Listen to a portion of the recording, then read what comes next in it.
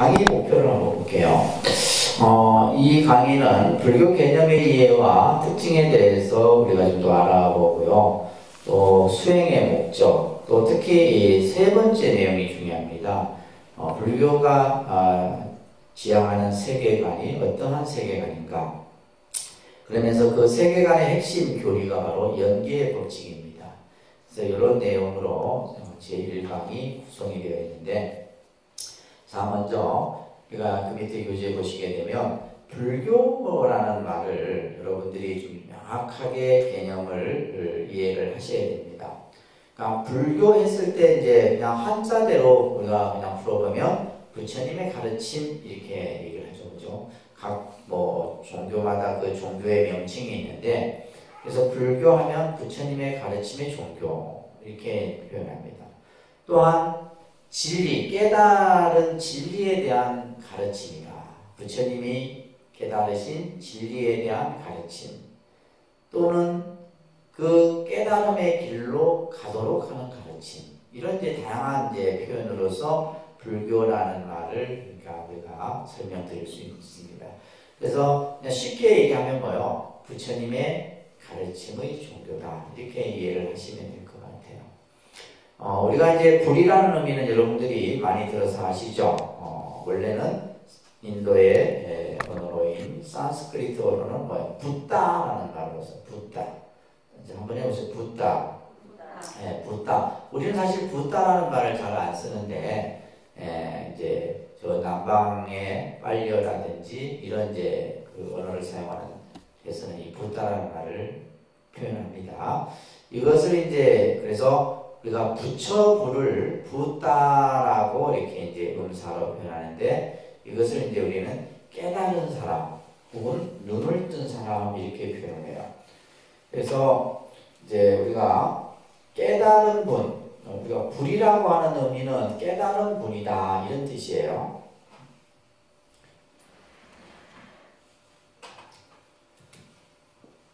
그래서 우리가 한자로는 이 부처 불자인데, 이 불이 뭐냐? 깨달았다 이런 뜻이에요. 각의 뜻입니다. 깨달았다. 그래서 우리가 이제 각자 이렇게 표현하는 거예요. 놈자자를 써서 깨달으신 분이다, 진리를 깨우치신 분이다. 이게 이제 바로 이제 부처의 뜻이에요. 그래서 우리가 부처 할 때는 깨달은 자라는 뜻이에요.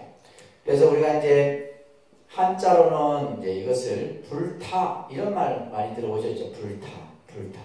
그러니까 이 불타가 아까 뭐야? 붓다를 이제 중국의 한자로 이제 표현하면 불타가 되는데, 그 뜻은 바로 뭐다? 깨달은 분이다. 그러니까 이 지금 개념에서만 봐도 우리가 불교라는 종교가 무엇을 제일 강조하는 것을 알 수 있어요.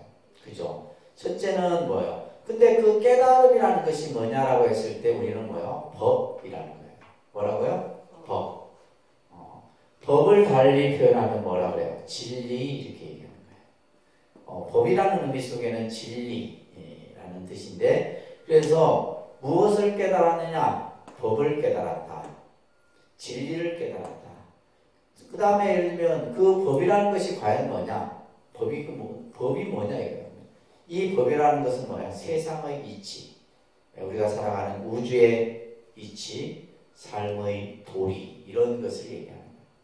그래서 우리가 이제 이 용어를 여러분들이 하나하나 개념들을 정확하게 얘기를 해야 됩니다. 깨달음이라는 것은 다른 말로 어떻게 깨달음이란 지혜의 눈을 뜨는 것이다. 그래서 우리가 흔히 이제 사람들이 불교에서 말하는 깨달음 하는데 뭐 그냥 깨달음이라는 것이 막연히 추상적인 개념으로 많이들 이해하신단 말이에요. 깨달음을 어떻게 깨닫느냐.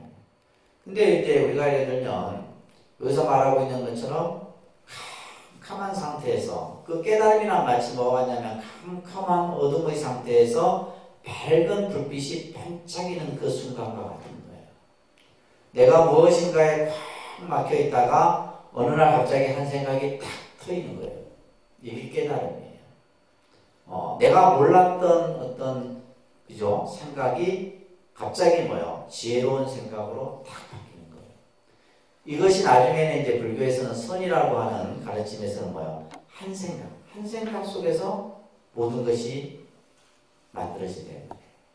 그래서 깨달음을 우리가 얘기할 때 지혜의 눈을 뜨는 것을 비유한다. 우리가 이제 그래서 이 금강경에도 보면 안목이라는 말을 참 많이 해요. 안목이라는 것은 바로 뭐예요? 보는 것을 얘기해요. 그러니까 어떻게 보느냐 이런 얘기예요. 어떻게 보느냐, 세상을 어떻게 보느냐, 어떠한 눈으로 보느냐.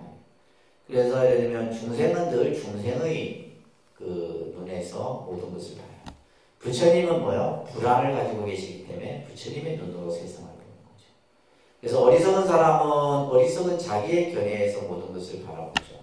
근데 지혜로운 사람은 뭐예요? 바라보는 그 안목이 다르다 이 말이에요. 그래서 눈을 뜬다는 것은 어둡던 세상이 밝아지는 것이며 또한 마음이 눈이 열려야지만 우리가 어디로 가야 할지를 알 수 있다는 거예요. 마음의 눈이 열립니다. 그래서 사실 어떻게 보면 불교 공부라는 것이 이런 것을 배우는 거죠. 그죠? 내가 세상을 바라보는 안목, 지혜의 안목을 갖추고 그 지혜의 안목이 갖춰졌을 때 내가 어디로 가야 하고 또 쉽게 얘기해서 내가 어디로부터 왔고 세상을 어떻게 살아야 되는가.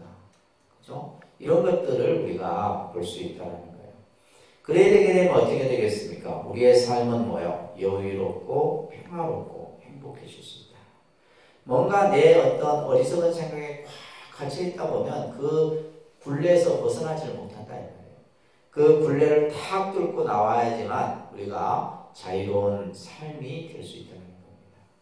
그래서 이 깨달음의 눈으로 통찰한 내용이 바로 우리가 믿고 배우고 체득해야 될 부처님의 가르침입니다. 그래서 부처님의 가르침 진리라고 하는 것은 세상의 진리고 이 세상을 어떻게 살아가야 하는가라는 그러한 길을 부처님께서 우리들에게 보여주시는 거예요. 이제 그것을 우리는 뭐라 그래요? 교리라 그러고 그것을 닦아가는 것을 수행이라 한다. 이렇게 여러분들이 정리를 하시면 될 것 같습니다.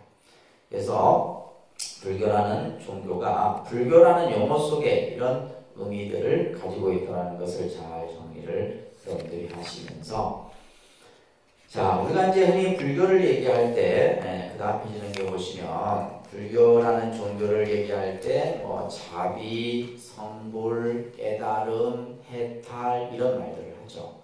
흔히 이제 불교하면 가장 많이 언급되는 용어들이 이런 용어들이에요. 자, 이제 불교는 부처님의 가르침을 실행하는 종교. 불교라는 종교가 뭐냐라고 했을 때 부처님의 가르침이고 부처님의 가르침을 내가 믿고 행하는 종교가 바로 불교다. 그래서 불교가 뭐냐라고 했을 때 누군가 여러분들에게 물으면 이렇게 답을 할 수 있어요. 지금 여러분들이 이제 이 강의를 듣는 동안에 잘 기억하고 정리를 하셔야지만 나중에 포교사 시험을 칠 때 떨어지지 않고 붙을 수 있습니다. 그래서 이제 중요한 내용들은 제가 이제 말씀드릴 테니까 잘 기억을 하시면 됩니다. 또한 불교는 뭐다? 우리가 우리의 미혹한 우리 중생들에게 바른 이치를 깨닫도록 가르치는 종교다. 그걸 통해서 이제 우리는 뭐요? 행복한 삶을 영위할 수 있는 거죠. 불교는 부처님의 깨달으신 진리를 가르쳐 보이는 교법을 받들어서 부처님의 가르침을 그죠? 잘 받들어서 그걸 통해서 우리는 뭐요? 인생관, 세계관, 불타관을 가지는 불타주의. 이것을 우리 이제 부디즘이라고 얘기합니다. 그래서 불교라는 이 말을 영어로 표현하면 부디즘이에요. 부디즘. 그 다음에 불교 신자를 부디스트, 크리스찬 이렇게 하듯이 이제 불교 신자를 얘기할 때 부디스트, 불교는 뭐다? 부디즘 이렇게 표현합니다. 이것을 이제 불타주의다. 그래서 불교라는 종교는 부처님의 가르침을 통해서 우리의 어떤 살아가는 삶의 지혜, 또 참 가치 이런 것들을 배우는 종교가 바로 불교다라는 겁니다. 그래서 이 지금 불교라는 용어를 가지고 여러 가지로 설명을 드렸는데, 그러면 도대체 불교는 어떠한 종교냐라고 했을 때 이걸 여러분들이 이제 잘 알아야지만 불교를 바르게 볼 수 있겠습니다. 첫째, 불교는 인간 중심의 종교다. 그것을 옆에다가 인본주의다라고 표현하죠. 사실은 이제 인간 중심의 종교라는 이제 용어보다는 더 어떻게 보면 이제 좀 더 포괄적으로 얘기하게 되면 생명 중심의 종교다. 불교는 무슨 중심의 종교요? 생명 중심의 종교예요. 그래서 여기서 말하는 이제 인간 중심의 종교라고 하는 것은 뭐냐면, 불교라는 종교가 발생되기 이전에는 모든 중심은 뭐였냐면 신이었어요. 신 중심이었는데, 불교라는 종교가 출현됨으로 인해서 그 신과 인간의 차이를 두지 않는 거예요. 그러나 지금 이제 우리가 사는 21세기는 인간만 너무 이렇게 중심에 두다 보면 뭐예요? 나머지 생명들은 또 이렇게 가비어 있을 수 있다는 거예요. 그래서 지금은 뭐다? 생명 중심의 종교. 그 생명을 가장 큰 가치로서 생각하는 종교가 바로 불교예요. 특히 이제 불교는 인간 이외에 어떠한 신을 신앙의 대상으로 내세우지 않는다. 그래서 우리가 예를 들면 이제 인본주의, 신본주의, 크게 나누면 인본주의가 인간을 중심으로 하는 종교, 신본주의는 뭐예요? 신을 중심으로 하는 종교죠. 그래서 우리가 이제 요즘에 뭐 기독교라든지 일반 대부분의 종교는 신 중심의 종교예요. 신본주의입니다. 근데 이제 우리 불교는 뭐냐면 인본주의예요. 인본주의의 종교다. 그것은 바로 뭐다? 창조주나 주제신을 부정한다. 이 말이에요. 창조신을 인정하지 않습니다. 그래서 우리가 예를 들면 이제 종교가 그 가지고 있는 근본 가치가 굉장히 다른 거예요. 그래서 불교가 다른 종교와 다른 부분이 이런 부분들입니다. 그래서 모든 것은 신이 만들었다. 모든 것은 어떠한 절대자에 의해서 만들어졌다 하는데, 불교는 그것을 뭐한다? 부정한다. 이런 얘기예요. 이것을 꼭 잘 기억하셔야 됩니다. 그래서 우리가 이제 이 부처님의 그 탄생, 부처님 오신 날 항상 여러분들이 듣는 표현 중에 하나가 천상천하유화독존이라는 말 많이 듣잖아요. 그죠? 천상천하유화독존이라는 말이 무슨 말이냐, 어떤 의미냐라고 했을 때, 이 의미 속에는 생명의 존엄, 인간의 존엄성, 평등성을 강조하고 있는 거예요. 그래서 우리가 불교라는 종교가 부처님의 탄생으로부터 시작이 된다는 거예요. 그죠? 탄생으로 시작이 되고, 사실은 성불에서부터 불교라는 종교가 이제 하나의 꽃을 피우게 되는 거예요. 예를 들면 이제 부처님이 탄생하셨어도 출가를 하지 않았으면 붓다가 될 수 없었던 거고, 그죠? 또 출가를 했어도 성불을 하지 아니하면 부처가 될 수 없었던 거예요. 이제 그렇게 본다면 사실은 이제 그래서 부처님 오신 날을 우리가 이제 크게 아주 이제 경축하고 봉축하고 하는데, 그 부처님 오신 날에 첫 우리가 접하는 가르침이 바로 이 천상천하유화독존이다 하는 거예요. 그래서 이 말은 내가 뛰어나다, 나 혼자 존귀하다, 이게 아니라 뭐예요? 모든 생명은 다 똑같이 존엄하고 그 생명의 가치를 다 가지고 있다. 그래서 인간만이 뛰어나다 이게 아닙니다. 그래서 이제 경전에 보게 되면 인간과 하루살이를 생명의 저울로 달았을 때 그 저울의 무게는 똑같다 이 말이에요, 사실은.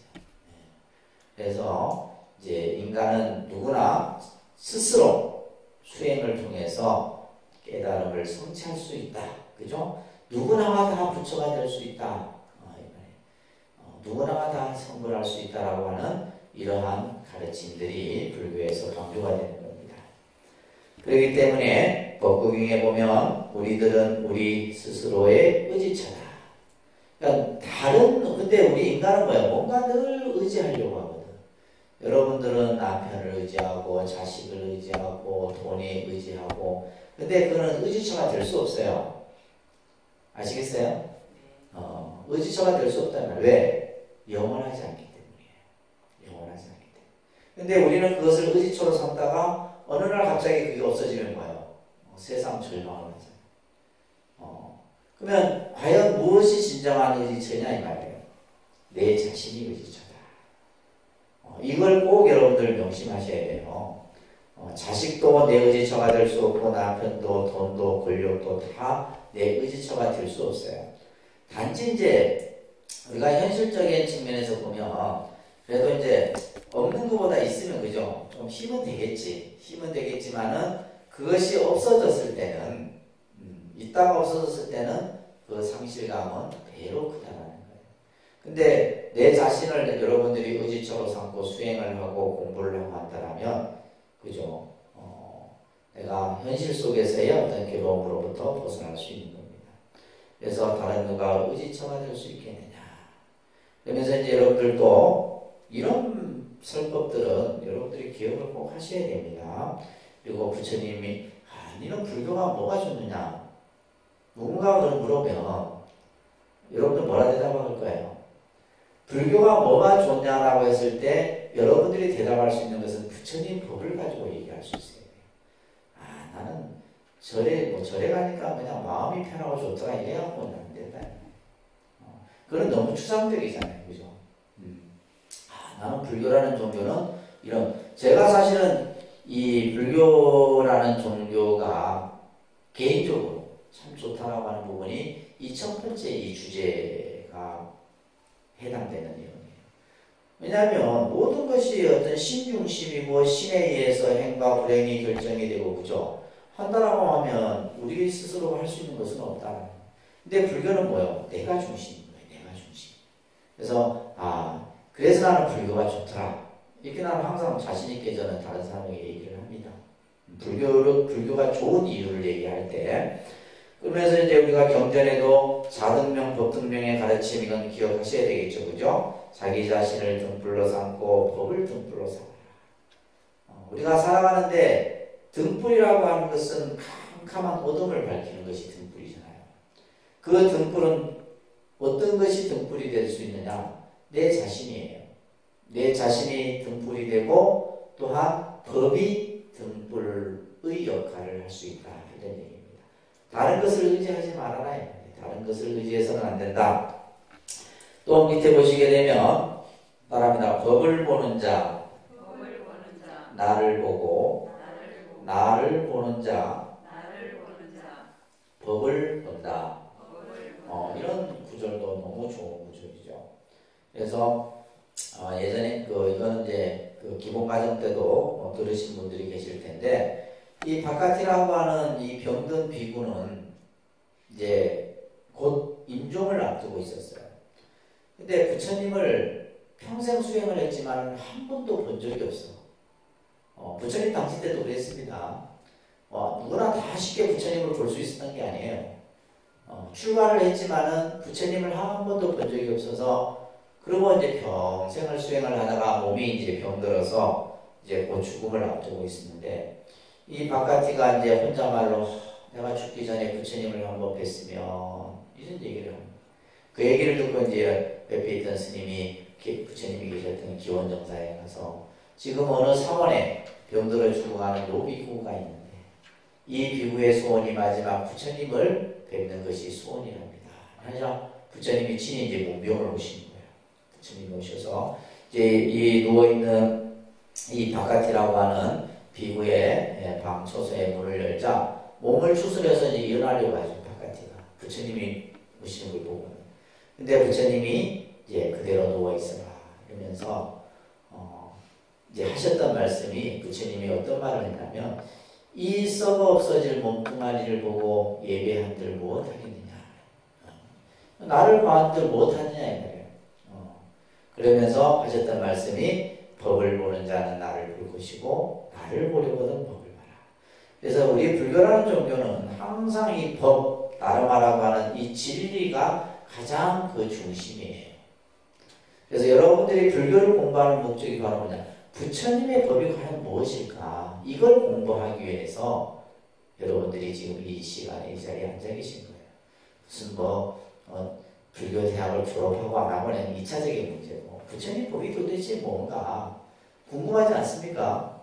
우리가 부처님이 84,000 그러한 말씀을 우리들에게 전했는데, 그래서 도서관에 가보면 엄청난 부처님의 말씀들이 있단 말이에요. 이 말씀들 궁금해서 나는 가서 보겠다. 그 경책들 보면 부처님이 어떤 말씀을 우리에게 하셨을까요? 그러니까 그걸 이제 여러분들이 한자로 못 보니까 한자로 되어 있으니까 그것을 또 한글로 해서 한글 대장경이 있어. 근데 안 봐, 우리 불자님들.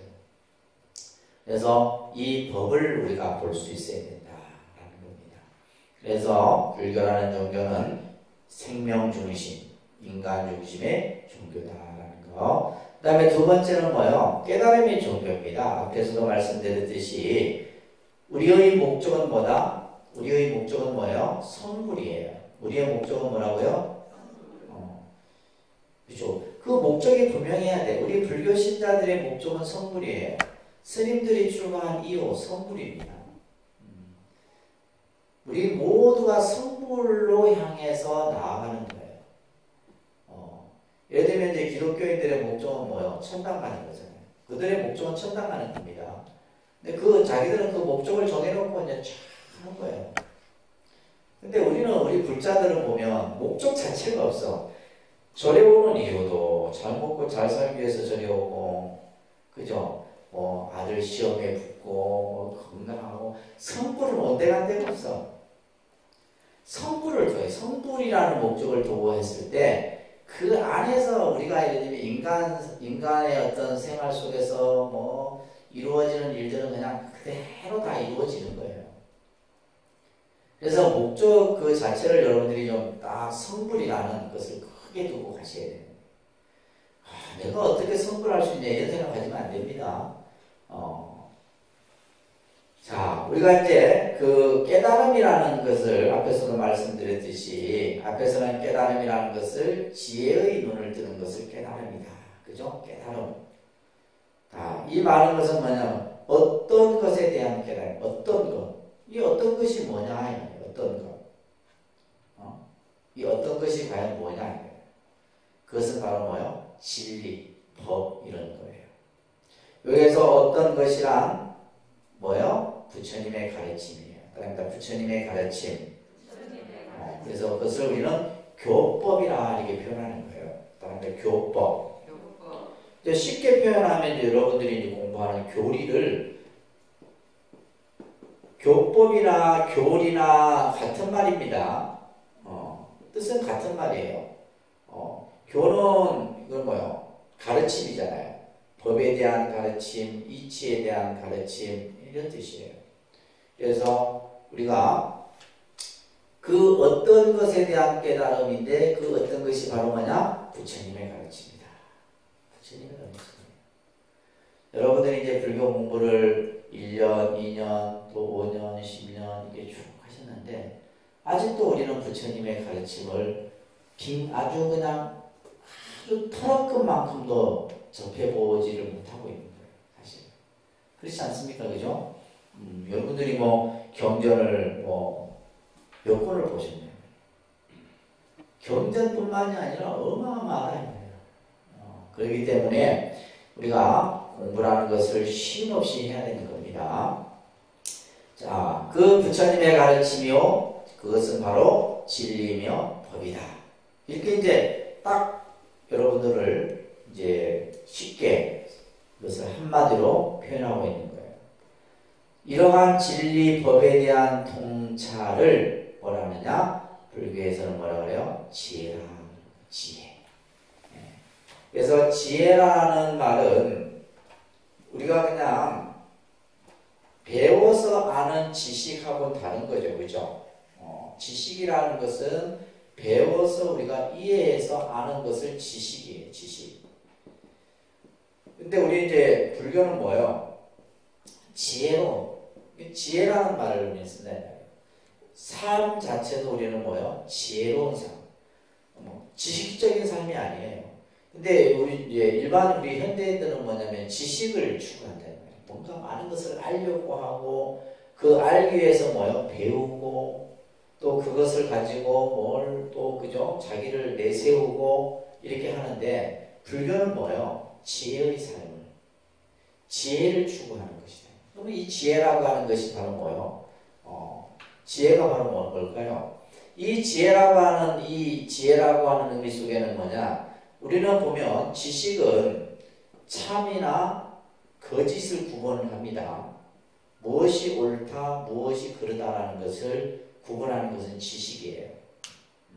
그렇게 우리는 그걸 그래서 학습을 통해서 배우는 것은 지식인데 그 학습이라는 것은 결국 뭘 얘기하는 거예요? 참과 거짓을 구분한다는 거예요. 옳다, 틀리다. 그렇기 때문에 그런 학습을 여러분들이 수십 년 동안 해왔기 때문에 지금도 머릿속에는 뭐예요? 옳다, 그르다라는 기준을 가지고 있는 거예요. 그 생각을 못 벗어나죠. 그죠? 못 벗어나요. 근데 이 참과 거짓의 기준은 어디에 두고 하는 거예요? 자기 생각 속에서 기준을 두고. 이게 사실은 우리가 이제 사람들이 살아가는 관계 속에서의 갈등의 요인이 되는 거예요. 어떠한 문제가 참일 수도 있고 거짓일 수도 있어요. 근데 내 생각에 이건 참이하면 그 무조건 참이어야 돼. 그건 무조건 틀렸어. 내가 봤을 땐 틀려 하면 그 무조건 틀려. 이거는 뭐냐면 자기의 지식 속에서 이미 그렇다라고 딱 고착화시켜 놓은 거예요. 고착화시켜. 이걸 이제 우리는 이제 흔히 금강경에서는 뭐라 그래요? 이것을 악연이라 이렇게 표현하는 거예요. 이런 식으로 이제 여러분들이 자꾸 불교를 공부를 확장시켜 나가야 되는 겁니다. 자기 생각 속에서 이것은 이렇고 저것은 저렇다. 근데 지혜라고 하는 것은 뭐예요? 참도 거짓도 없는 거예요. 지혜라고 하는 것은. 그러니까 뭐예요? 갈등이 있어요, 없어요? 갈등이 있을 수가 없어요. 갈등도 있을 수 없고, 그래서 우리는 이것을 이제 불교적인 용어로는 뭐냐? 지식은 뭘 한다 하면 분별을 합니다. 그러니까 뭐라 한다고요? 분별을. 그래서 분별적 지식이라 얘기를 합니다. 분별을 합니다. 그래서 우리 생각은 늘 끊임없이 분별을 일으키고 또 이 분별과 같은 용어가 바로 뭐예요? 차별이에요. 차별. 그죠? 차별. 이것은 이래야 되고 저것은 저래야 되고 이렇게 다 생각을 보는데 근데 이 지혜라고 하는 것은 무분별이에요. 그러니까 무분별. 분별의 생각을 떠나버린 것이 바로 지혜가 아니에요. 그래서 불교는 무엇이 옳다, 그르다 이렇게 판단하지 않는다. 그 판단의 영역 자체도 없어 보여요. 그러니까 이제 우리가 이 일반 세속적인 어떤 지식. 그래서 여러분들은 불교의 지식을 공부하는 것이 아니라, 그죠? 불교 공부를 해서 불교적 지식을 쌓기 위한 것이 아니라 뭐예요? 부처님의 지혜를 배우는 것이 돼야 돼요. 이거 꼭 명심하세요. 네. 아시겠습니까? 네. 지식을 배우는 게 아니에요. 그래서 뭐 예를 들면 뭐 사성제가 어떻고 연기법이 어떻고 이거 백날 뭐 머릿속에 알면 뭐하냐. 그 지식, 그건 지식에 불과해요. 근데 우리는 뭐다? 지혜를 얻어야 되는 거예요. 연기의 이치를 통해서 우리는 지혜를 볼 줄 알아야 되고 사성제를 통해서 지혜를 볼 줄 알아야 되는 겁니다. 이게 불교 공부예요. 자, 그래서 이것을 이제 깊이 들여다보는 것을 우리는 뭐래요? 통찰이라고 합니다. 통찰. 통찰한다는 말은 뭐냐면 그 내면까지 들여다보는 거예요. 겉모습만 보는 게 아니라 그 안에까지 다 들여다보는 거예요. 뭘? 부처님의 가르침. 그러니까 우리가 예를 들면 표면적인 어떤 의미 말고 그 내면에 깔려있는 의미가 있다는 말이에요. 그것을 들여다보아야 돼요. 뭘 통해서? 우리가 예를 들면 수행을 통해서. 그래서 반드시 이 지혜를 우리가 얻기에는 반드시 뭐가 필요한 거예요? 수행이 필요한 거예요. 그냥 지식은 그냥 배워서 익혀나가면 되지만은 지혜는 배워서 익혀갖고 되는 게 아니에요. 뭘 통해서? 수행을 통해서 얻어지는 것이 바로 지혜다. 그래서 우리가 불교는 성불의 종교라 얘기하고 서양의 종교는 구원의 종교라 얘기합니다. 그래서 스스로 우리가 모든 괴로움을 우리 스스로 극복하고 깨달음을 증득하는, 열반을 증득하는 것을 우리가 목적으로 삼고 있는 거죠. 그죠? 그래서 우리는 이제 부처님의 깨달음을 이렇게 배웠어요. 무상, 정등, 정각. 부처님의 깨달음을, 이것을 이제 건강경에서는 안욕따라 삼약 삼보리 이런 말 들어보셨죠? 따라합니다. 안욕따라 삼약 삼보리. 안욕따라 삼약 삼보리가 무상, 정등, 정각이다. 이 뜻이에요. 무상, 정등, 정각. 그래서 이 안욕따라 삼약 삼보리, 무상, 정등, 정각, 이 말을 여러분들이 잘 또 기억을 하셔야 됩니다. 이거는 내가 들어서 남에게 설명해 줄 때까지 100번, 1000번 들어야 돼요. 한 번 들어서. 한 번 듣고 두 번째 들으면 이제 귀에 좀 이제 용어가 익숙해져. 세 번 듣고 네 번 들으면 설명이 이제 조금 이제 더 이해가 돼요. 그죠? 그래서 무상, 정등, 정각을 한자로 이렇게 쓰면 이렇게 쓴다 그랬어요. 그죠? 무상, 정등, 정각 이렇게. 그래서 이 용어들이 보면 그냥 우리가 부처님의 깨달음을 얘기할 때 정각 이렇게 하는 거예요. 바른 깨달음이다.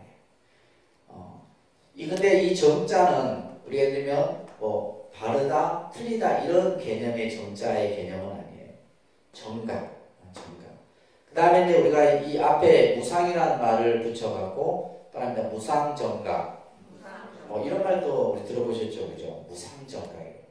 무상이라는 말은 위 없는 최고의 이런 뜻이에요. 가장 절대적인 위 없는 최고의 깨달음을 무상정각.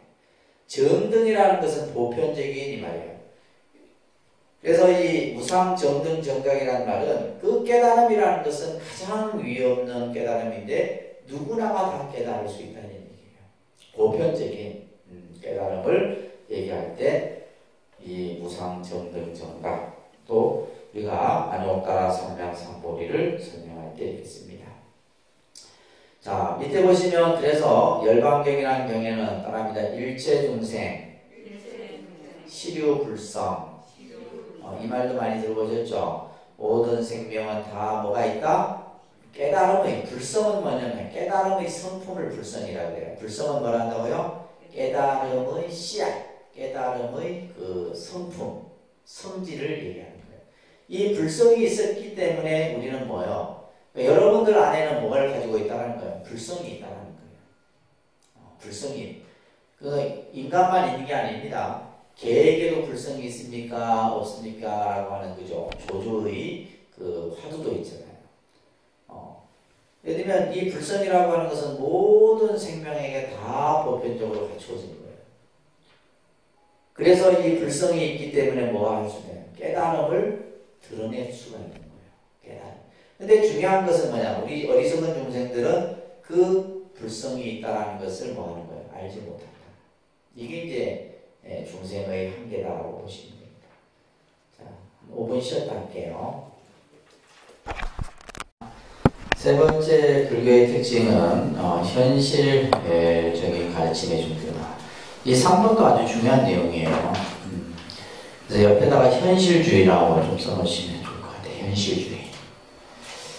자, 불교는 지금 우리가 살아가는 현재의 모든 기준점을 두고 설명한다고 그랬어요. 그죠? 제가 이제 여러 강의를 할 때도 말씀드렸지만, 우리가 이제 시간적인 측면에서 보게 되면, 과거의 시간, 그 다음에 지금 현재, 그 다음에 미래라고 하는 시간이 있죠. 그죠? 근데 이 시간은, 과거, 현재, 미래라고 하는 시간은 이게 따로 띄어져 있는 게 아닙니다. 그죠? 과거는 과거, 현재는 현재, 미래는 미래. 띄어져 있는 것이 아니라 시간은 연속성을 가지고 있어요. 그 연속성이라는 것은 뭐냐면 과거와 현재는 연결되어 있고 현재와 미래 또한 연결되어 있다. 그러니까 결국은 뭐냐면 이 과거, 현재, 미래가 다 동시에 연결되어 있는 거예요. 그러니까 여러분들이 독립선언 오기 전에 오전 시간 때는 뭐예요? 이미 과거 시간이었는데 그 시간과 지금의 시간은 쭉 연결된 시간이죠. 어제와 오늘 또한 연결되어 있는 거고. 그죠? 생도 마찬가지입니다. 이거는 시간이지만은, 이거는 시간의 관점에서 설명드리는 거고, 우리가 예를 들면 생으로 얘기했을 때 우리는 뭐야? 전생, 현생, 내생, 이렇게 얘기한다고 그랬죠. 그죠? 네, 전생, 현생, 내생. 근데 이 생으로 지금 우리가 현재 지금 살아가고 있는 거예요. 근데 이 현생 또한 뭐요? 전생과 연결된 현재의 생이라는 거예요. 여러분들이 뭐 어느 날 갑자기 뚝 떨어진 게 아니다 이거예요. 여러분들이 금생에, 현생에, 그 이전에는 뭐요? 전생에 또 내생이 있었던 거예요. 그리고 현생 또한 뭐요? 다음 내생과. 그래서 부처님 경전에 보면 전생을 알고자 하느냐, 지금 네가 받고 있는 현생을 보면 알 수 있다. 그러니까 여러분들이 사는 지금 현생의 모습은 전생의 모습이에요. 그래서 막 전생을 궁금해할 필요도 없어. 지금 내가 살아가는 모습이 전생의 나의 모습이에요. 그러면 내가 죽고 나서 다음 생은 내가 어떻게 될까? 내생을 궁금해하는가? 내생은 현재 내가 하고 있는 일이 내생의 내 모습이다. 이 경전에 나오는 말씀이에요. 그러니까 지금 여러분들이 내생에 어떻게 될 건가 하면 현재 내가 어떻게 사느냐에 따라서 내생이 결정되는 거예요. 이것은 동시에 같이 연결되어 있는 시간도 마찬가지고, 이게 중요한 개념입니다. 그런데 어떤 종교는 보면, 그쵸? 대부분의 종교는 현재보다는 그 이후에 초점을 맞추고 있어요. 그러니까 예를 들면 뭐 우리가 천당을 가는 것도 뭐야? 죽고 나서 천당 가는 건데, 불교도 사실은 그 극락이라는 개념이 현실 정토 개념이 들어있는 거지 사후 정토 개념이 들어있는 게 아니에요. 지금 현재의 삶에서 극락을 내가 만드는 것이지, 뭐 죽고 나서 극락 간다 이런 개념은 그것은 정확한 정토 개념은 아니에요. 현실 정토 사상이라고 합니다. 그래서 보면 우리가 이제 대부분의 종교는 죽고 나서, 그죠? 어떤 요게 초점이 있는데, 불교는 뭐예요? 지금 요게 기준적으로 두고 있다. 불교라는 종교는. 이게 아주 중요한 개념입니다. 그래서 다른 종교는 뭐 죽고 나서 천당을 가고 뭐 어떤 뭐 사후에 뭐 신의 영접을 받고 이런 개념들을 얘기하는데 얼토당토하는 얘기죠. 죽고 나서 누가 알아요? 모르는 거예요. 천당을 갔는지 무슨 지옥을 갔는지 알 수가 없다. 근데 부처님의 가르침은 지금 현재의 삶에 요게 모든 초점이 기준이 되고 있다는 거예요. 그래서 불교의 모든 가르침은 우리가 지금 살고 있는 현실의 문제를 가장 핵심 당면 주제로 삼고 있다. 그래서 부처님은 지금 우리 중생들이 사는 현재의 모습을 뭐라 얘기했어요? 괴로움의 세계다 이렇게 본 거예요. 고라고 하는 거지. 그래서 우리가 예를 들면 태어나고 늙고 병들고 죽어가고, 지금 이 코로나 보이지 않는 그죠? 아주 정말 현미경으로 들여다봐도 볼까 말까 하는 그 세균에 의해 갖고 수십만 명이 죽어가잖아요. 이게 우리의 현실이네. 근데 지금 보니까 또 올 겨울이 더 문제돼요. 그죠? 환경당 뭐 제가 생각해도 그럴 것 같아. 근데 그러다 보면 이제 이게 뭐 이제 또 적응을 하겠죠. 인간은 또 이제 그 코로나19를 또 몸에 지니고 살 거예요. 그러다가 또 지나면 또 다른 뭐가 또 생길 거고. 이런 것들이 앞으로 이제 안 일어나라는 보장이 없는 거죠. 계속 생기는 거예요. 그러니까 이것은 우리가 가지고 있는 어떻게 보면 작은 우리의 어떤 현실 속에서의 그런 괴로움의 문제인데, 이 괴로움이 뭐예요? 일파만파로 퍼지는 경제 문제, 실업 문제, 모든 것이 다 결국 그래서 우리가 예를 들면 불교에서 뭐 생로병사다 뭐 여러 가지 사고 팔고를 얘기하지만은 중생의 삶은 뭐다? 괴로움이다라는 거예요. 불교에서 보는 시각은 뭐라고요? 중생의 삶은 뭐다? 괴로움인 거예요. 그냥 괴로운 거예요. 근데 우리는 안 괴로우려고 하다 보니까 문제가 생기는 거예요. 그냥 괴롭다라고 생각하면 돼요. 그죠? 우리가 늙는 것도 괴롭고, 병들어, 고통받는 것도 괴롭고, 죽는 것도 괴롭고, 다 괴로움이에요. 그런 생각 안 드세요? 불교를 공부하면 그런 생각이 들어야 돼요. 그래서 우리가 살아가는 현실이 괴로움이에요. 그런데 부처님은 이 중생이 사는 현실의 괴로움을 어떻게 이것을 극복할 것인가, 이것을 예를 들면 벗어날 수 있는가, 이것에 대해서 얘기해 놓은 것이 부처님의 가르침이에요. 그래서 불교의 경전을 보다 보면 모든 문제를 다 해결할 수 있는 방안이 그 부처님의 가르침 속에 다 담겨 있다는 겁니다. 그래서 불교라는 종교는 현실주의에 입각해서 모든 진리를 제시하고 있다. 이게 불교가 가지고 있는 큰 장점 중에 하나입니다. 근데 불교를 정확하게 이해하지 못하는 사람은 예를 들면 불교가 예를 들면 죄를 지내고 사후에 뭘 얘기를 하고 하니까 자꾸 이제 현실과 다른 어떤 세계를 얘기한다 생각하는데 안 그렇습니다. 그래서 불교는 현실의 문제를 직시하는 거예요. 우리 중생이 안고 있는 문제가 과연 뭐냐? 뭐 때문에 괴로우느냐? 여러분들 뭐 때문에 괴로우세요? 괴로운 이유가 있을 거 아니에요, 그죠? 여러 가지겠죠. 괴로운 이유가 여러 가지. 경제 문제, 가족 문제, 사람과의 관계 문제뿐만 아니라 많습니다. 요즘에 우리 독립선언은 카페 때문에 괴롭고 밤새 내가 저녁에 카페가, 그러니까 이게 뭐냐면 중생은 뭐가 있으면 괴로움이에요. 네. 저게 없으면 괴로움이 안 생길 건데, 그죠? 괴로움이에요. 다 괴로움이에요. 건물이 있어도 괴롭고, 없어도 괴롭고, 다 괴로움이에요. 그러니까 우리의 삶은 다 괴로움입니다. 근데 그 괴로움을, 그죠? 도대체 왜 그 괴로움이 생기느냐, 이거예요. 그래서 그 괴로움의 원인을 우리가 찾아서 그것을 해결하는 가르침이 바로 부처님의 진리 속에 있다는 겁니다. 그래서 그 밑에 보시면 기사고타미 이야기도 제가 많은 설법 중에서도 말씀을 드렸는데, 이 부처님의 참 그 중생을 제도하는 방법을 보면 굉장히 현실적이에요. 현실적입니다.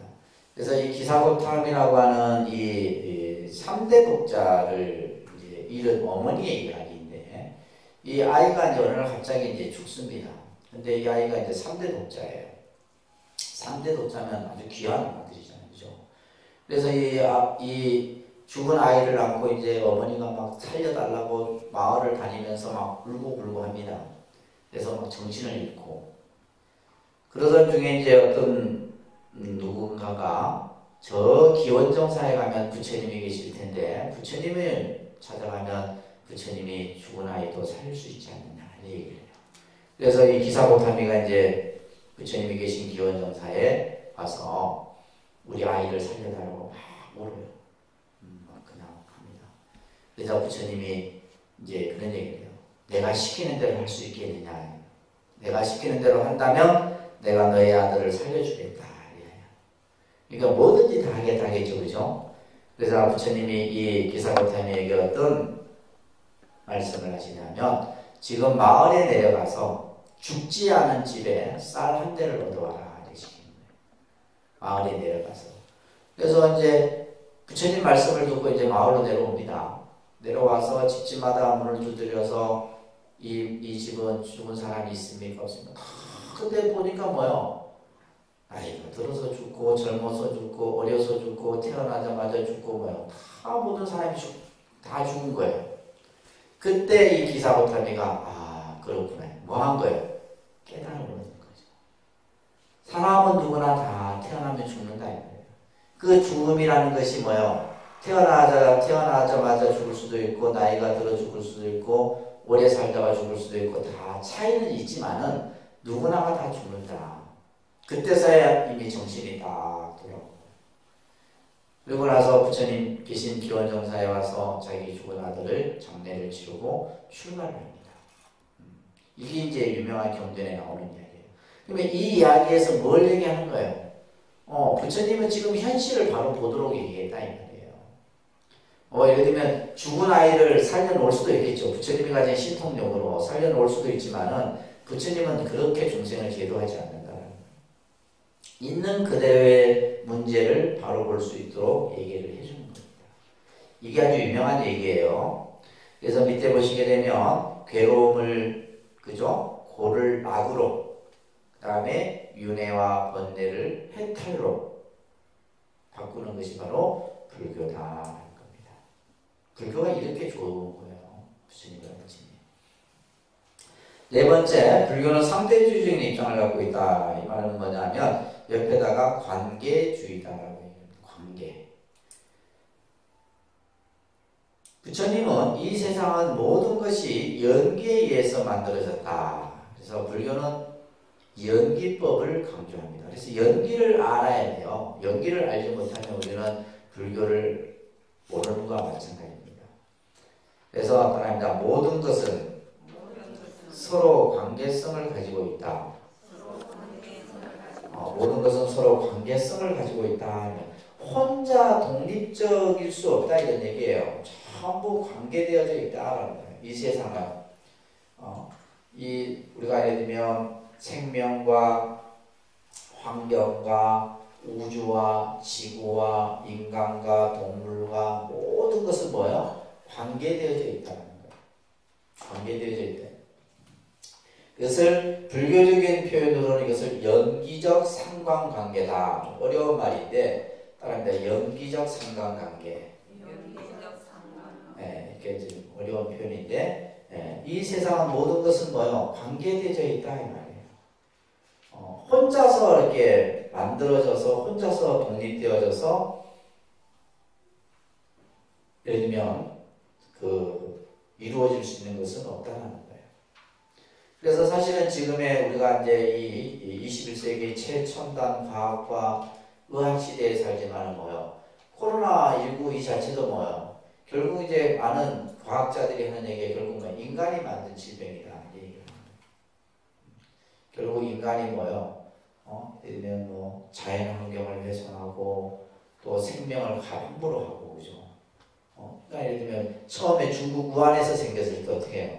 뭐 박쥐에서 의해서 뭐 전염된 이런 얘기 나왔잖아요, 그죠? 왜냐하면 중국인들 보면 시장 가면 박쥐부터 시작해서 못 먹는 게 없습니다. 다 인간들이 그걸 먹는단 말이에요. 그러니까 결국 그런 결국 이게 환경적인 요소가 제일 크다고 얘기해요. 앞으로 이런 바이러스나 이런 것들은 결국 환경적 요소에서 만들어지는 거죠. 환경적 요소에서 만들어지는. 그러니까 이런 것들이 이제 그러면 이러한 문제들을 풀 수 있는 대안은 뭐예요? 그 실마리는 뭐예요? 불교가 가지고 있는 이 연기법을 가지고 얘기를 하는 거예요. 연기적 상관관계다. 그래서 모든 우주는 다 이러한 관계 속에 이루어진다는 거예요. 근데 이것은 누가 만든 것이 아니에요. 이것은 부처님이 만든 것도 아니고 세상에 어떤 것이 새로 만들어진 것이 아니에요. 본래 있었던 그것을, 그래서 우리는 이것을 존재의 법칙이다 얘기합니다. 그러니까 존재의 법칙. 이 세상에 존재하는 존재의 법칙이에요. 그래서 부처님께서는 연기를 보는 자 나를 보고, 그죠? 법을 보고 법을 보는 자 연기를 본다. 그래서 연기가 법이고 법이 곧 연기다 이런 얘기예요. 그래서 우리 불교 신자는 연기론적 상관관계의 의식을, 그러니까 다른 사람이 고통스러우면 그 고통이 나에게 온다는 얘기예요. 처음에는 막 그냥 우리가 그죠? 막 중국이 막 그랬을 때 우리는 괜찮을 거라 생각했잖아요. 근데 어느 순간 이게 훅 왔어요. 또 우리가 막 할 때는 일본이 지들 괜찮을 거라 생각했는데 지금 뭐예요? 우리는 좀 괜찮고 일본이 뭐 러시아 뭐 유럽 할 거 이게 뭐 서로 다 연결되어 있는 거예요. 이 하나가 모든 것이. 그래서 우리가 이제 이 우주는 하나다 이런 말 하잖아요, 그죠? 이 우주는 하나입니다. 하나의 그것을 이제 화엄 사상 같은 데서는 법계 연기라고 이렇게 표현해요. 법계 연기라는 말을 쓰는데 이렇듯이 이 세상을 바라보는 불교의 시각은 연기론적 상관관계의 모습에서 그래서 인간이 환경을 지배할 수가 없는 거예요. 인간이 무엇을 지배한다 했을 때는 그에 대한 대가를 반드시 받게 된다는 겁니다. 그래서 아인슈타인도 현대의 과학적 요구에 상응하는 종교를 꼽으라 한다면 그것은 불교라고 말하고 싶다. 이런 말을 그 대학 강연에서 했어요. 아인슈타인이. 그래서 불교라는 종교가 굉장히 합리적이고 과학적인 그런 어떤 이치를 가지고 있는 겁니다. 그래서 여러분들이 불교가 가지고 있는 어떤 교설 이런 것들이 어마어마하다는 걸 여러분들은 잘 모르시죠, 그죠? 그러나 세계의 과학자나 종교학자들은 지금도 끊임없이 부처님의 경전을 가지고 연구하고 그것을 현대의 여러 가지 학문에 적용을 시키고 있는 겁니다. 그 다음에 불교는 관용행과 평화의 종교예요. 관용과 평화의 종교. 그래서 세계의 모든 종교들은 보면 전쟁을 통해서 그 종교의 교세를 펼쳐나갑니다. 확산을 시켜나가는데 불교는 그 불교의 역사상 종교라는 것을 명분으로 전쟁을 일으키지 않은 유일한 종교가 불교입니다. 그래서 기독교는 십자군 전쟁부터 시작해서 지금 일어나는 중동, 아프가니스탄, IS 등등 할 것 없이 그죠? 전부 종교 전쟁이에요. 사실은 국가 간의 어떤 그런 그 갈등이 아닙니다. 종교. 완전 똑같은 신인데도 같은 신인데도 이슬람, 유대, 그죠? 다 달라요. 그래서 그 속에서 이제 종교를 명분으로 전쟁을 이제 일으키는데, 그래서 세계적인 종교 중 종교를 명분으로 전쟁을 일으키지 않는 종교는 불교뿐이다. 칼리아스포스가 한 말이에요. 이런 말들을 여러분들이 잘 기억을 해두시기 바랍니다. 그래서 어떻게 보면 지금 그렇잖아요. 우리가 이제 이번에도 보면 이게 이제 시스템 상의 문제이기도 하지만은 불교는 생각 자체가 이제 좀 달라요. 다른 종교하고 다릅니다. 자, 왜 그러냐면 이제 종교학자들이 이런 얘기를 했어요. 그러니까 이제 불교라는 종교는 그 종교가 태생이 어디에서 만들어졌느냐? 숲의 종교라 합니다. 불교라는 종교를 무슨 종교? 숲의 종교라 해요. 반면에 유대교나 이슬람교나 기독교는 뭐냐면 사막에서 만들어진 사막의 종교예요. 이 종교 발생이 이렇게 이제 종교학자들이 구분을 하는데 굉장히 합리적인 설명이에요. 숲의 종교라고 하는 것은 뭐냐면 이거는 뭐냐면 그 종교가 자연과 함께 어우러져서 만들어진다는 거예요. 그러니까 예를 들면 함부로 정복을 한다거나 훼손을 한다거나 이렇게 하지 않는다는 거죠. 근데 반면에 사막의 종교는 유목민들은 어떻습니까? 계속해서 끊임없이 이제 새로운 또 유목 생활을 하기 위해서 힘으로 또 영토를 빼앗아야 되고 지배를 해야 되고 하는 이런 습성이 남아있는 거예요. 그래서 이 사막의 종교들을 보면 침략, 예를 들면 이렇게 이런 어떤 그 색깔들이 강하죠. 이런 데서도 우리가 이제 이 불교가 가지고 있는 관용과 평화의 개념이 이런 데서도 우리가 알 수가 있어요. 여섯 번째, 불교라는 종교는 불국토 건설을 목적으로 하고, 이 불국토라는 것은 뭐냐면 가장 이상적인 세계를 불국토라고 합니다. 그것을 우리는 뭐라 그러고 정토다라고도 얘기하고, 또 그것을 극락이라 이렇게 표현하는 거예요. 다 같은 말입니다. 부처님의 세계, 정토세계, 극락세계. 그래서 우리가 이제 부처님마다 그 부처님이 계시는 세계가 있죠, 그죠? 예를 들면 저 동방마늘세계, 약사열의 부처님의 세계가 동방마늘세계. 이런 뜻이 이제 예를 들면 서방 극락세계는 이제 또 아미타 부처님이 만드신 세계. 이런 세계가 전부 이제 우리가 불국토라는 말을 씁니다. 여기에서 이제 이 지금 내용은 어떤 의미냐면 가장 이상적인 사회, 가장 이상적인 세계, 그것은 바로 어떤 세계냐 하면 바로 화합하는 세계를 얘기합니다. 화합하는 세계. 우리가 이제 여러분들 밑에 교재 보시면 승가라는 말이 있죠. 승가라는 말이 있는데 이 승가라는 말에 담겨 있는 의미가 화합하는 집단 이런 뜻을 가지고 있어요. 승가. 스님들의 집단을 우리가 보통 승가라 그러잖아요. 그죠? 승가를 다른 말로 뭐라 한다? 화합중이라 그래요. 뭐라 한다고요? 화합중. 그래서 이게 이제 보통 우리가 이제 중승이라고도 표현합니다. 중승. 한자로 하면 중승인데 이게 중자는 뭐냐면 물이에요. 물이 중자고. 그래서 스님들은 항상 무리 속에서 쉽게 말해서 이 무리라고 하는 것은 뭐요? 대중 속에서 늘 수행하고 공부하고 정진하는 거예요. 그러면 그 대중 속에서 수행하고 정진하기 위해서 가장 근본이 되어야 되는 것이 바로 뭐예요? 화합입니다. 뭐라고요? 화합. 근데 이제 참 아이러니하게도 제일 화합이 안 되는 게 또 승가예요. 승가. 왜냐면 스님들이 원체 개성과 아주 그냥 자기 생각들이 독특해갖고 잘 안 돼요. 그래서 그러다 보니까 오히려 어떻게 보면 부처님이 이 화합을 더 강조하지 않았나 이런 생각도 하게 되는데, 그래서 그 밑에 보시면 너희들이 팔정도를 행하기에 앞서 먼저 해야 할 일이 있나니 먼저 뭐예요? 선우도량을 뭐예요? 가져야 한다. 그래서 선우도량이나 선우라는 말은 바로 도반이에요. 도반. 함께 수행할 수 있는 것이 있어야 되는 겁니다. 그래서 제가 항상 여러분들에게 도반의 중요성을 얘기하는데 그 도반이 항상 여러분들 아직까지 진정한 도반 못 만나셨죠? 밥 먹고 이렇게 놀고 이런 건 도반도 아니에요.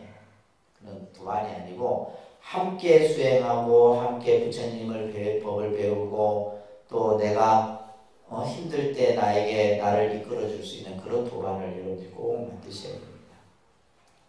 그것을 뭐라 한다? 선우라고 하는 거예요. 뭐라 한다고요? 선우. 지금 우리 지금 앉아 계신 요 집단은 뭐예요? 선우도량이에요. 선우도량. 착한 것들의 모임이다 이런 얘기예요.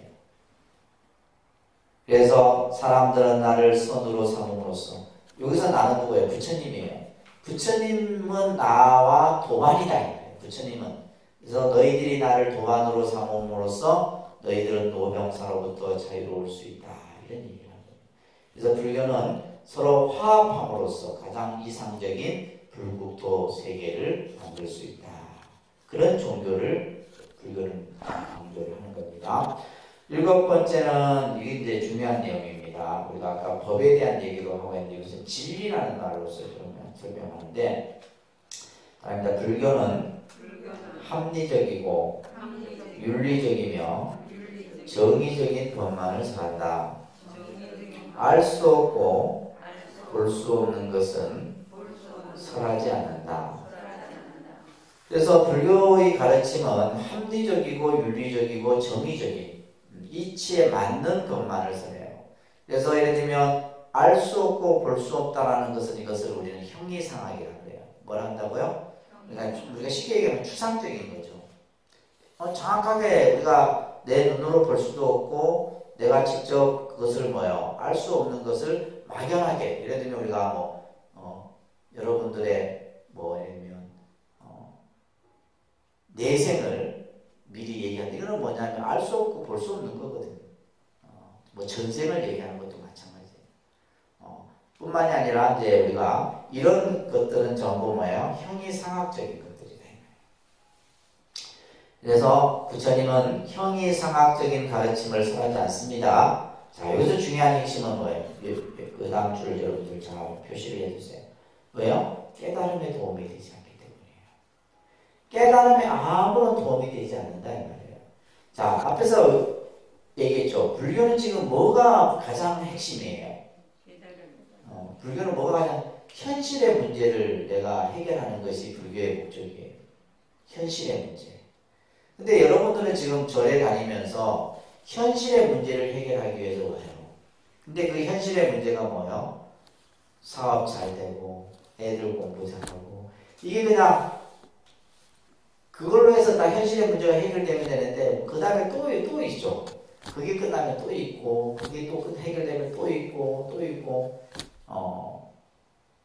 그래서 우리가 이제 예를 들면 이 현실의 문제라고 하는 것을 여러분들이 좀 더 객관적 의미에서 봐야 되는 거예요.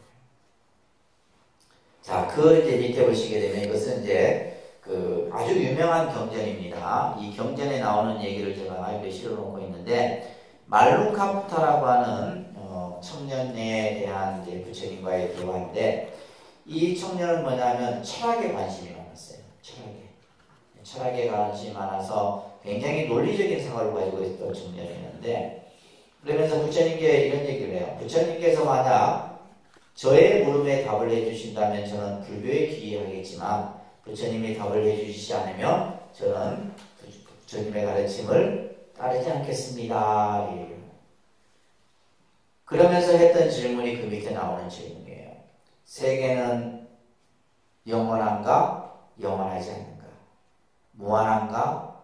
무한이면서 유한한 것인가? 무한도 아니고 유한도 아닌 것인가?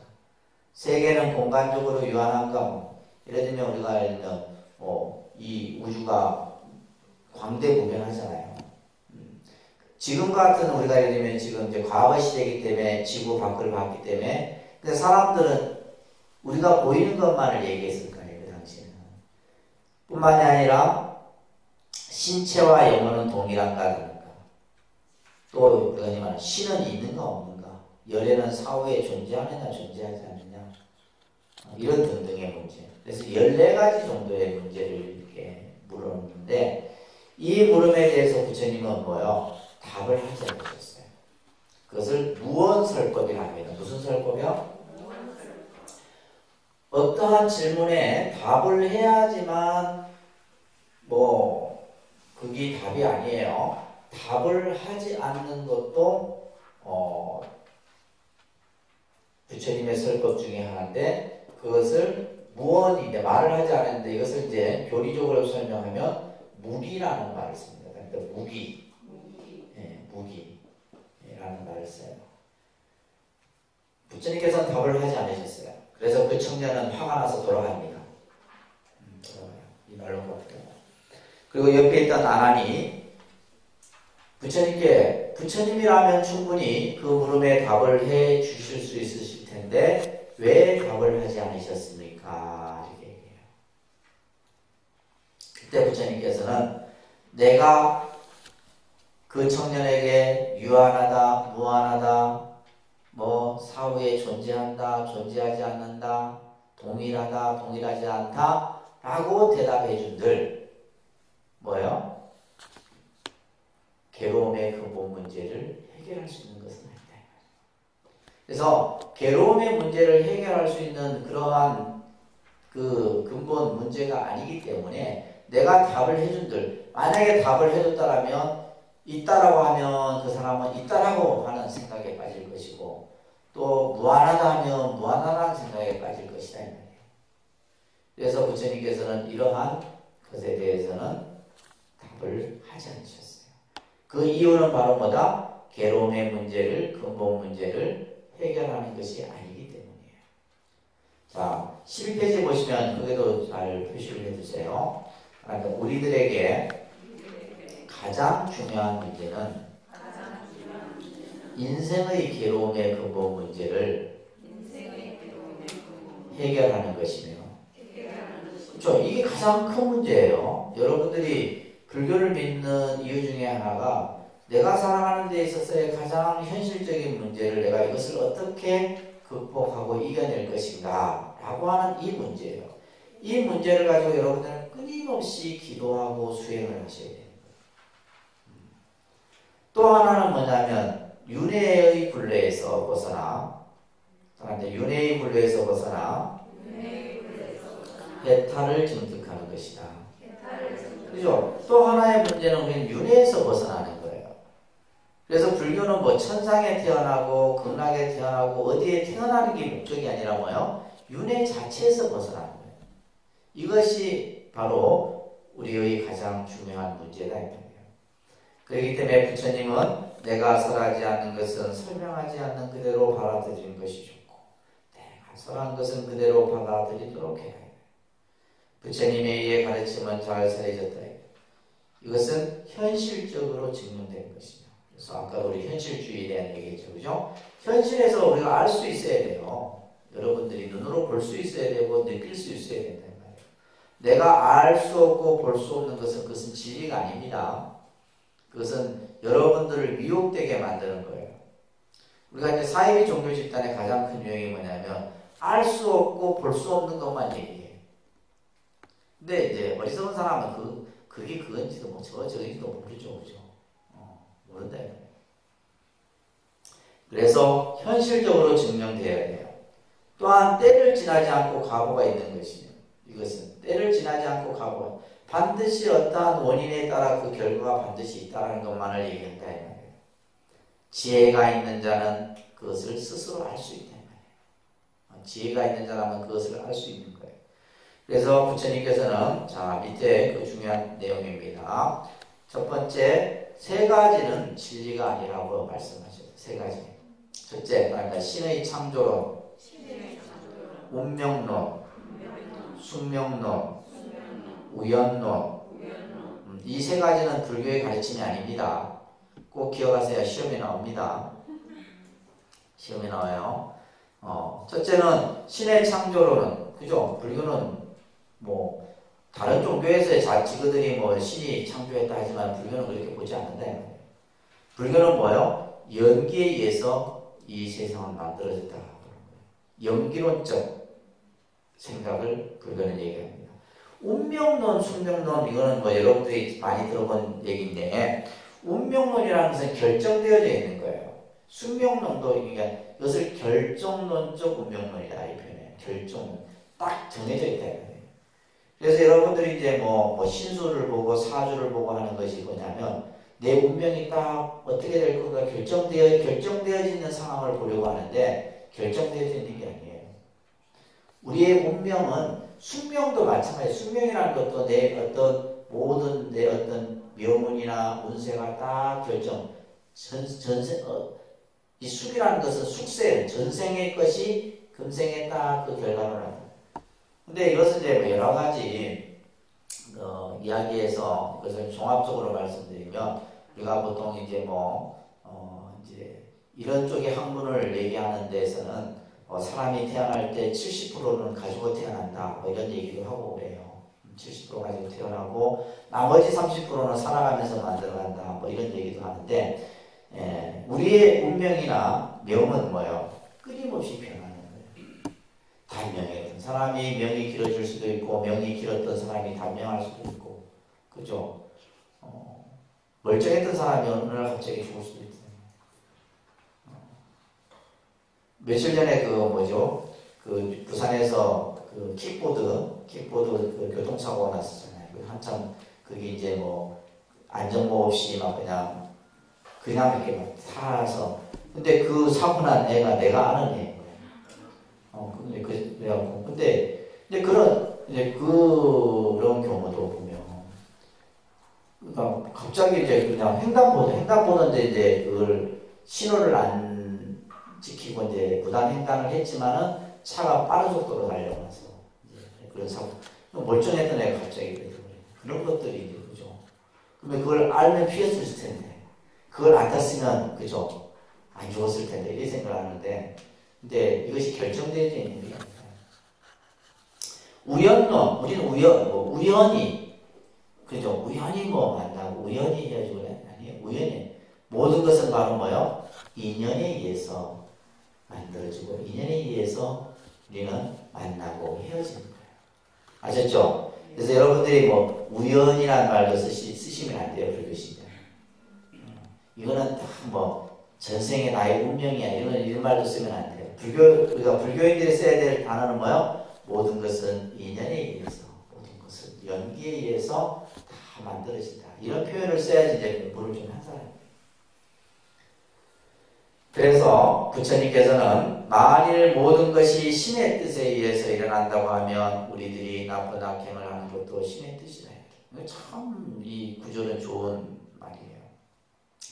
그러니까 기독교인들은 모든 것이 다 신의 뜻이다. 이러시면 잘 사는 것도. 그 사람은 대단하죠, 그죠?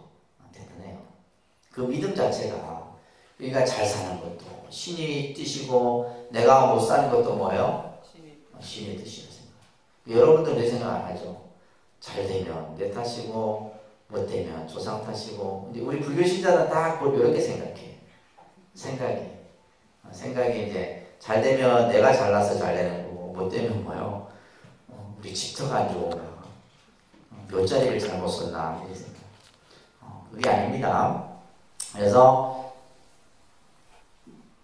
이것은 해야 한다, 이것은 해서는 안 된다는 의혹도 일어나지 않을 것이고 또 노력이라는 것도 있을 수가 없을 것이다. 이런 이제 중암경에서 도경이라는 경전에서 말씀하시는데 이런 것들이 이제 전부 우리가 신의 어떤 창조론, 운명론, 순명론 이런 것에 그러니까 뭐에 의해서 결정되어졌다 이렇게 보는 것이 아니다 이런 얘기예요. 아시겠죠? 모든 것은 연기에 의해서 만들어지고 인연에 의해서 우리가 그 결과를 수용하고 하는 겁니다. 여덟 번째는 체계적인 수행의 종교예요. 불교라는 종교는 체계적인 수행의 종교다. 그래서 요즘 우리 현대인들이 가장 어떻게 보면 이제 요즘은 뭐 예전에는 뭐 힐링이라는 말을 한참 막 유행하고 썼었는데 요즘에는 뭐 힐링이라는 말보다도 또 다른 어떤 그 용어보다도 또 다른 표현들이 많이 사용이 되죠, 그죠? 그래서 결국 우리가 살아가는 데 있어서 가장 큰 것은 뭐예요? 마음의 평안, 행복이에요. 마음의 평안과 행복. 이거는 물질적인 어떤 가치로서 판단할 수 있는 게 아니죠, 그죠? 그래서 그렇지만 우리가 이제 현대에 살아가면서 겪게 되는 여러 가지 갈등, 스트레스 이런 것들이 이제 우리의 삶을 피폐하게 만들기도 합니다. 그런데 이제 그러다 보니까 요즘 많은 사람들이 수행에 대해서 관심을 갖게 되고 명상이나 선이나 뭐 요가나 뭐 위파사나나 이런 이제 수행에 대해서 관심을 많이 가지게 됩니다. 그래서 그 수행을 통해서 우리는 결국 뭐예요? 우리의 마음 속에 어두운 잘못된 것을 걷어내고 본래 우리의 그 참 마음자리를 드러내는 것. 이것이 바로 요즘 이제 우리 현대인들이 추구하는 삶입니다. 그죠? 자, 그래서 이러한 것을 하기 위해서는 결국 오랜 시간이 필요한 거예요. 명상도 내가 가만히 보면 뭐 한 학기 하고 그만두고 뭐 되니 안 되니 하고 여러분들도 마찬가지예요. 기도든 뭐든 오랜 시간 닦아야 돼요. 오랜 시간. 오랜 시간 닦아서 그것을 그러면서 이제 힘을 얻는 거예요. 힘을. 내가 명상 같은 경우도 그렇고 선도 그렇고 힘을 기여해야죠. 기도도 보면 하면 할수록 기도해서 힘을 얻는다 말이에요. 그 힘이 그냥 뭐 한다고 그쵸? 운동 안 하던 사람이 뭐 운동한 뭐 하루에 뭐 10시간 한다고 힘이 생기는 게 아니고 꾸준하게 작은 시간을 하더라도 뭐 꾸준하게 했을 때 생기죠. 그죠? 그와 마찬가지예요. 그래서 수행도 긴 시간을 또 오랫동안 하려고 해야 되고 부처님 공부도 마찬가지예요. 그런 마음으로 자 그렇게 하기 위해서는 우리가 이제 어떤 기본적인 체계를 밟아서 해야 되는 거예요. 체계를 밟아서. 그래서 불교 공부도 보면 기본 교리부터 전문 교리 그 다음에 하나하나 그리고 이제 나중에는 이제 뭐 불교 아카데미 같은 것도 저희 이제 만약에 한다면 그래서 뭐 인문학과 불교 그다음에 여러 가지 이제 사회학문과 불교 이런 이제 그런데 내가 볼 때는 김의 수준 가지고는 내가 안 될 것 같아. 수준이 내가 볼 때 좀 낮아. 근데 창구는 좋은 줄 아세요? 창구도 똑같아. 그나마 좀 괜찮은 데가 이제 저 서울에 사는 사람들. 그러니까 이게 서울과 지방은 차이가 날 수밖에 없어요. 우리가 이게 그러니까 여러분들은 요 안에 운분 안에 개구리잖아요, 그죠? 여기 그냥 최고인 줄 알고 사는데, 근데 안 그렇다 이 말이에요. 불교 공부하는 그 시각 자체도 서울은 달라요. 다릅니다. 배우고자 하는 그 욕망도 다르고. 자, 밑에 보시게 되면 따라합니다. 신의 행증이라는 말이 있어요. 그러니까 신의 행증. 그래서 불교 수행 체계의 4단계를 얘기하죠, 그죠? 신, 그죠? 첫 번째는 이제 믿음이에요, 믿음. 그죠? 우리가 이제 불교 공부나 수행은 믿음으로부터 출발을 해서 두 번째는 해입니다. 해. 그래서 올바른 이해죠. 그죠? 그래서 신해는 이것은 두 개가 같이 이렇게 쌍으로 같이 이렇게 해야 됩니다. 신해. 그죠? 그래서 신과 해가 갖춰지게 되면 행이 되는데, 그러니까 많은 사람들이 나는 왜 이렇게 실천이 안 될까? 신과 해가 빠지니까 행이 안 되는 거예요. 지금 우리는 뭐냐면, 여러분은 어디 단계까지 왔어요? 아직 신도 안 됐어. 그래서 하원경에 보면 신만 성불이라고 했어요. 믿음만 충만해도 성불한다. 이런 말이 있다. 이 말이에요. 신만 성불이라는 말이 있는데, 그래서 우리가 화엄경 같은 데서는 그 믿음을 뭐요? 10가지 10신부터 시작해요. 10신. 그잖아요. 그죠? 믿음이. 이 믿음을 테스트를 해야 돼. 테스트. 믿음을 얼마만큼 잘 가지고 계신가. 신. 그죠? 그 다음에 아까 뭐라고 했어요? 해라 그랬어요. 그죠? 해. 그런데 또 바르게 알아야 되죠. 바르게 알아야 돼요. 그래서 이 신과 해가 같이 갖춰져야 됩니다. 그래서 어떻게 보면 이제 우리가 기본교리, 전문교리 과정에서 해야 되는 것이 바로 뭐예요? 신해를 증장하는 단계다 보시면 돼요. 신과 해를 증장하는 거예요. 그래야지만 그 다음에 뭐가 되는 거예요? 행. 행은 뭡니까? 실천이죠. 그죠? 실천. 보살행을 실천하든 육바라밀을 닦든 이게 행이 만들어진다는 거예요. 그리고 나서 이제 우리가 마지막에 종착점이 뭐예요? 증이죠. 증. 예? 이 증이 뭐예요? 우리가 이루어야 될 마지막 단계다. 증득의 단계예요. 깨달음을 성취하는 단계. 그래서 따라합니다. 신해행증. 신해행증. 그래서 신과 해를 잘 갖추고 그리고 나서 실천이 되게 돼요. 근데 지금 우리 불자들의 신행의 모습들을 보면 신도 안 갖춰져, 해도 안 갖춰져. 그러니까 안 되는 거죠. 신해를 잘 갖춰서 행과 증을 이루시. 그 밑에 보면 문사수가 있죠, 그죠? 문사수. 들을 문자, 생각, 사자, 닦을 수자. 이거는 이제 우리가 보통 수행을 얘기할 때 이 문사수를 얘기하는데, 그죠? 들어야 되죠, 일단. 잘 여러분들이 부처님의 말씀을 듣고, 그 부처님의 말씀을 또한 뭐요? 생각해요. 깊이 있게 사유하고, 그리고 나서는 뭐요? 닦음의 단계까지 들어갈 수 있는. 이것을